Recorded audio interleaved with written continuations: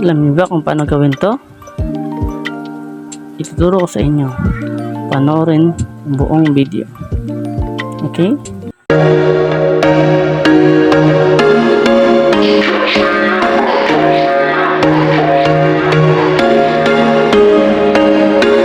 There was once a day that I would pray for you. I'd go and misbehave just so you'd notice too. Sneaking looks up and down from across the room.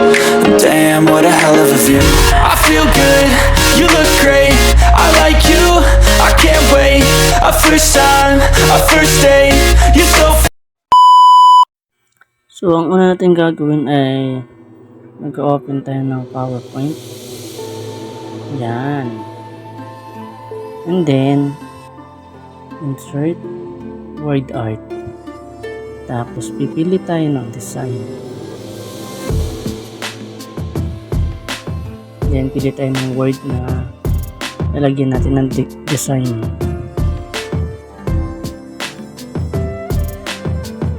So, napili ko eagle. Okay, tanggalin muna natin yung box na ito. So, delete. Another one. Delete rin natin.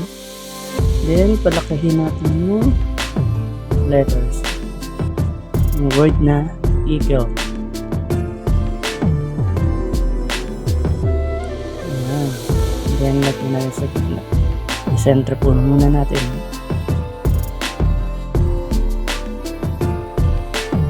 And after that, insert shape.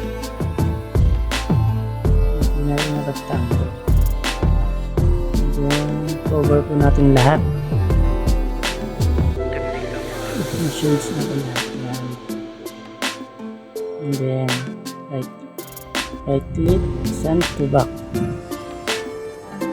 Kita na yung word na eagle. Then, control lang natin para makombine natin yung dalawa.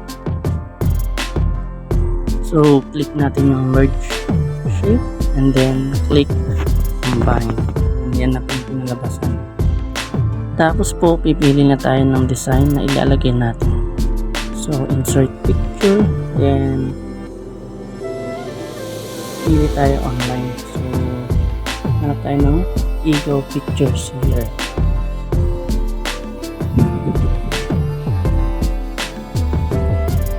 So, ito po yung napili ko. Yung nilipad na eagle. Insert lang natin. Tapos, i-drag po natin yung picture. Yan. Adjust natin konti pataas.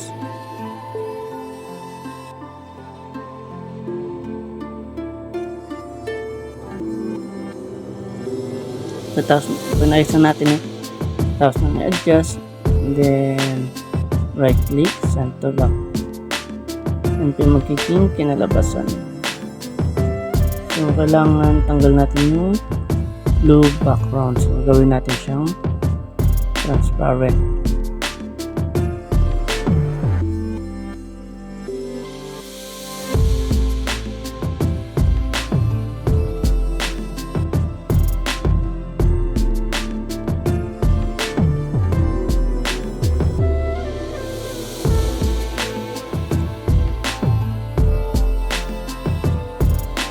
Hanapin natin yung sa shade, then shades niya, then natin yung transparent.